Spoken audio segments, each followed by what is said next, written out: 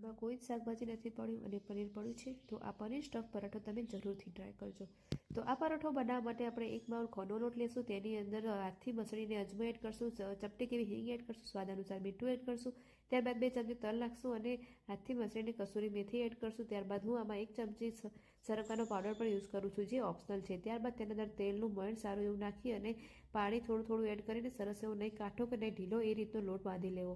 સરસ એવો લોટ બાંધ્યા પછી તેની અંદર થોડુંક એવું તેલ ઉપર એડ કરી અને 10 મિનિટ સુધી રેસ્ટમાં આપી દેવું. ત્યારબાદ અમે સાઈડમાં પનીર સ્ટફની તૈયારી કરશું, જેમાં મને ઘરનું હું ફ્રેશ પનીર લીધું છે. જો તમે બીજું કોઈ પણ બ્રાન્ડનું પનીર લેવું હોય તો તમે લઈ શકો છો.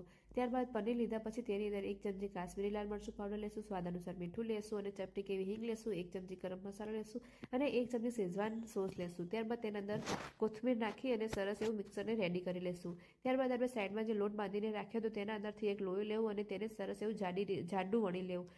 ખાસ ધ્યાન રાખજો કે તે પતલું ના થવું જોઈએ. જો પતલું થશે તો તેના અંદરથી પનીરની સ્ટફિંગ બહાર નીકળી જશે.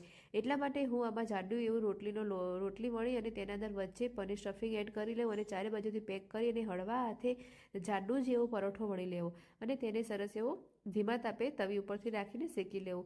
અને ખાસ ધ્યાન રાખવું કે તેને ધીમા તાપે ચેડવશો તો તેનો ક્રિસ્પીનેસ ખૂબ સરસ આવશે. અને જો તમારે તેલ યુઝ કરવું તો તેલ અને બટર યુઝ કરવું તો બટર. હું આમાં બટર દ્વારા શેકું છું અને બટરના લીધે ખૂબ જ સરસ એવો ટેસ્ટ આવે છે.